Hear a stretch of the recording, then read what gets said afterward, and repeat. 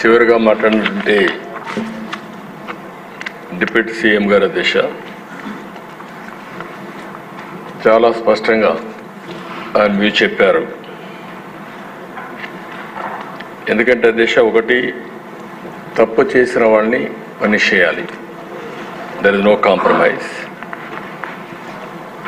రెండోది, ఇప్పుడే విష్ణుకుమార్ రాజు గారు కూడా నేను చెప్పిన ఫిగర్కి డిఫర్ అయ్యాను. అంటే రెండు విషయాలు ఇక్కడ రఫ్గా నాకు కూడా మా వాళ్ళు బ్రీఫ్ చేసే దాని ప్రకారం నేను ఆ ఫిగర్ చెప్పాను, ఇంత చేశారు అని. రెండు సైమల్టేనియస్గా stream 2 NDPL non duty liquor paid, అంటే ఏదైతే ఇంత మునుపు కోన రవికుమార్ వాళ్ళు మాట్లాడారు, మ్యానుఫ్యాక్చర్ చేసి ట్యాక్సెస్ అన్నీ కట్టకుండా బేసిక్ ప్రైస్తోనే షాపులో అమ్ముకోవడం. బేసిక్ ప్రైస్ ఎంత ఉంది? 16 రూపాయలు ఉంది. 220 రూపాయలు చేసే బాటలు 16% అంటే 40 రూపాయలు దగ్గర. ఎంత మిగిలిన దాంట్లో మొత్తం కలిసి 180 పైన మిగులుతుంది ఒక బాటల్కి.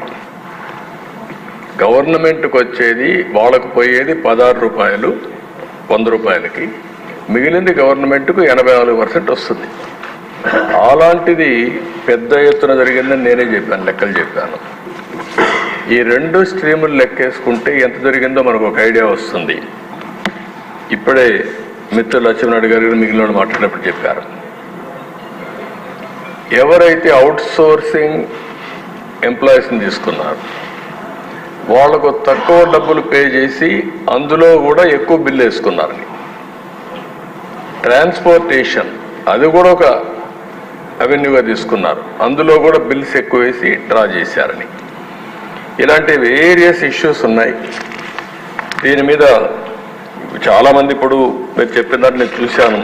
నేను అందుకనే డిఫరెంట్ మనం కూడా పోయినప్పుడు, మేము కూడా ఫీల్డ్కి పోయినప్పుడు మాకు కూడా చాలా రెక్కల్లా ఇవన్నీ వచ్చాయి.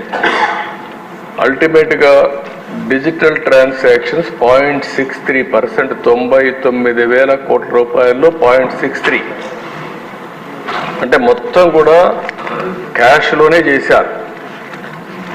ఇప్పుడే మీరు మాట్లాడుతున్నారు, ఇది ఫిట్ కేసు అండి, ఈడీ కూడా ఎన్ఫోర్స్మెంట్ డైరెక్టరేట్ కని కూడా చెప్పే పరిస్థితికి వచ్చారు. ఎందుకంటే ఇంత పెద్ద ఎత్తున ట్రాన్సాక్షన్ జరగకూడదు క్యాష్, అందులో గవర్నమెంట్లో అంత పెద్ద ఎత్తున ట్రాన్సాక్షన్ చేసే పరిస్థితికి వచ్చారు.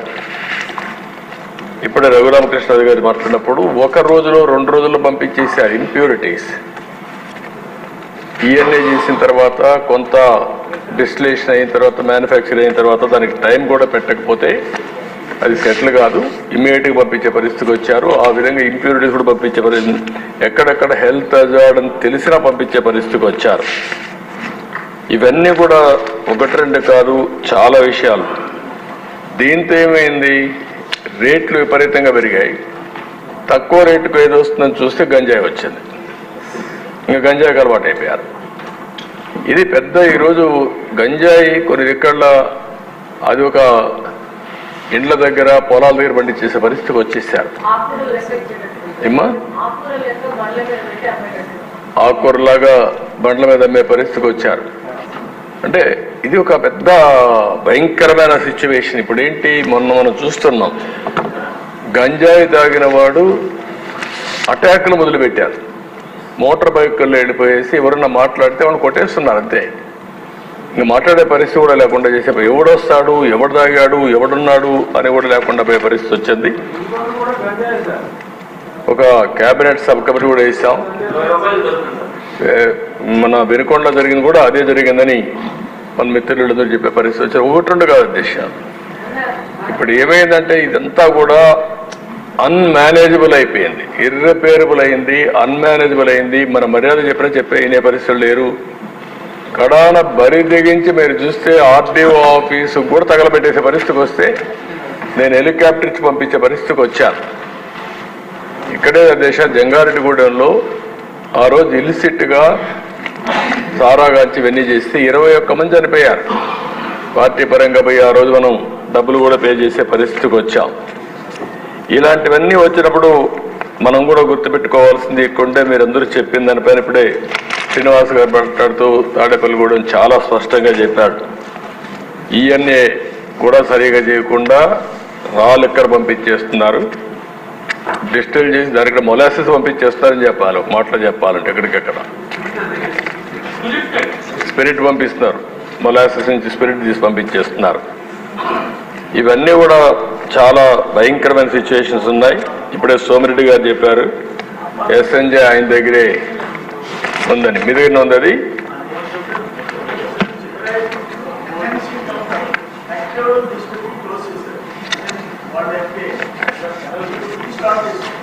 మళ్ళీ ఆయనే వచ్చి స్టార్ట్ చేశాడు. మంచి బేరం.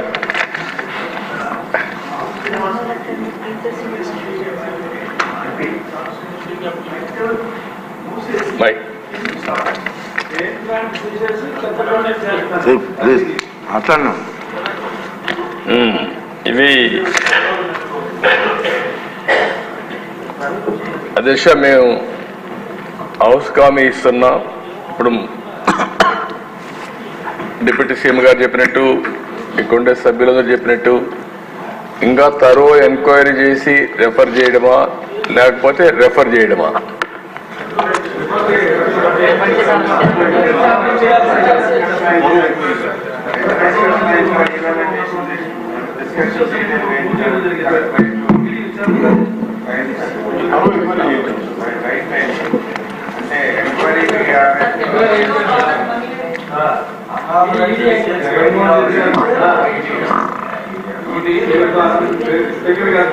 జగన్మోహన్ రెడ్డి గారు చేసిన అన్నింటిలోనూ ఇంతకన్నా ఫిఫ్త్ కేసు హైయెస్ట్ ప్రయారిటీ వరకు ఇస్తారు. ఎందుకంటే కొన్ని లక్షల మంది ఎఫెక్ట్ అయ్యారు. సొంత బ్రాండ్స్ చందాలైన బ్రాండ్స్ మెచ్యూర్ అవ్వకుండా స్పిరిట్ సప్లై చేస్తే పబ్లిక్ నుంచి వాళ్ళు సమాధానం కూడా చెప్పుకోలేదు sir. This the fifth case doing anything. అంటే cash transactions enforcement directorate, black money cash transaction, అదే సిబిసిఐడి చేసి ఈడీ రావాలి, లేకపోతే సిబిఐకి ఇచ్చి ఈడీ రావాలి.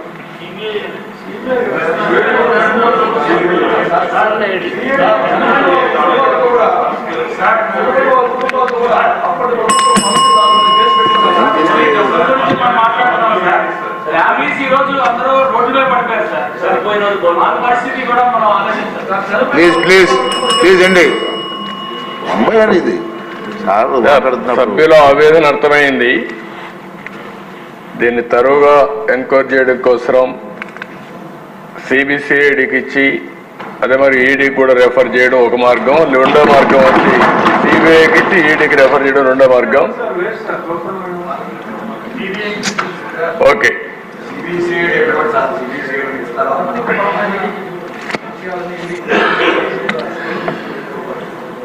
ఓకే. దెన్ ఇవన్నీ చూసిన తర్వాత నాకు అనిపించడం ఏంటంటే ఈ తరో ఎంక్వైరీ జరగాల్సిన అవసరం ఉంది. ఎందుకంటే ఎంత జరిగింది ఫ్రాడ్ అనేది కూడా మనం ఇంకొంచెం తరోగా పోతే తప్ప ఇది సాధ్యం కాదు.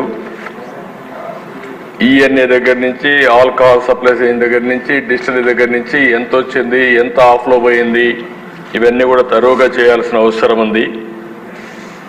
అందుకనే 5 సంవత్సరాలు లక్షల కోట్ల రూపాయలు నగదు అమ్మకాలు జరిగాయంటే, అది కూడా సొంత డిస్టిలరీస్ పెట్టుకొని చేశారంటే ఇది చాలా భయంకరమైన పెద్ద స్కామ్ ఇది. ఇవన్నీ కూడా మనం చూసినప్పుడు నాన్ డ్యూటీ పెయిడ్ లిక్కర్ ఎంత పోయింది అవన్నీ ఉన్నాయి. ఫైనల్గా వాస్తవాలన్నీ బయట రావాలి. అందుకనే ఈ ప్రభుత్వం దీన్ని సిబిసిఐడి ఎంక్వైరీకి ఇస్తూ అదే సమయంలో దీన్ని అవసరమైతే ఈడీ సపోర్ట్ కూడా తీసుకోవడానికి పెద్ద ఎత్తున క్యాష్ ట్రాన్సాక్షన్ జరిగాయి కాబట్టి వారికి కూడా రెఫర్ చేస్తాం. అన్ని విధాల చర్యలు తీసుకుని మళ్ళా ప్రజల ప్రాణాలు కాపాడడానికి ఈ రాష్ట్ర ఆదాయాన్ని ఏ విధంగా దుర్వినియోగం చేశారో అవన్నింటిపైన యాక్షన్ తీసుకోవడానికి ప్రభుత్వం సిద్ధంగా ఉంది. ఒకటి ప్రజల ప్రాణాలు, ప్రజల ఆరోగ్యం, అదే సమయంలో పెద్ద ఎత్తున అవినీతి, ఇవన్నీ ఉన్నాయి. అన్ని కోణాలు దీంట్లో బయట రావాల్సిన అవసరం ఉంది. తప్పకుండా అవసరమైతే మన మెడికల్ అండ్ హెల్త్ డిపార్ట్మెంట్ కూడా చెప్పి ఆ మధ్యలో 1924 తర్వాత కూడా దీని ఎఫెక్ట్స్ వల్ల ఎంతమంది ఆరోగ్యం నాశనం అయిపోయింది, ఎంతమంది మంగళ సూత్రాలు తెగిపోయినాయి, ఇవన్నీ కూడా ఎలక్షన్లో మనం చెప్పాం. అవన్నీ కూడా ఎస్టాబ్లిష్ చేయాల్సిన అవసరం ఉంది. దీనిపైన సిబిసిఐడితో తరో ఎంక్వైరీ చేపిస్తాం. ఈడీ కూడా రెఫర్ చేసి యాక్షన్ తీసుకుంటామని ఈ సభ ద్వారా మీకు తెలియజేస్తున్నాను.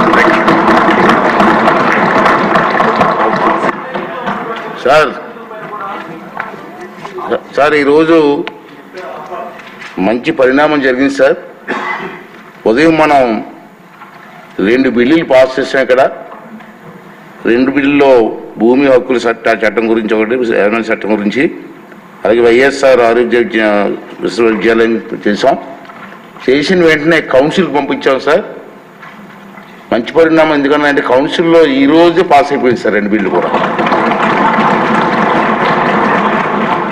ఫస్ట్ టైం, నాకు తెలిసి ఫస్ట్ టైం సేమ్ డే అవడం ఫస్ట్ టైం సార్. మరి ఈ పరిణామానికి కారణం 2 సభలని కోఆర్డినేట్ చేసి ఈ బిల్లు పాస్ అవ్వడానికి కృషి చేసిన కేశవ్ గారికి అభినందనలు కూడా తెలియజేస్తున్నాను సార్. సార్ తిరిగి గురువారం తేదీ 25/7 ఉదయం 9 గంటలకి సమావేశం సభ వాయిదా వేస్తున్నారు.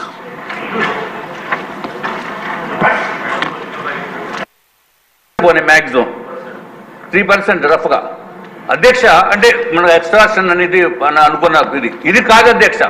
30,000 కోట్ల రూపాయల కనీసం ఉంటుంది అధ్యక్ష. తప్పనిసరిగా గౌరవ ముఖ్యమంత్రి వర్యులు దీనిపైన ప్రత్యేకమైన శ్రద్ధ వహించి మంచి ఎంక్వైరీ సంస్థ చేత దర్యాప్తు చేయించవలసిందిగా మీ ద్వారా గౌరవ ముఖ్యమంత్రి గారిని ప్రార్థిస్తున్నాం అధ్యక్ష.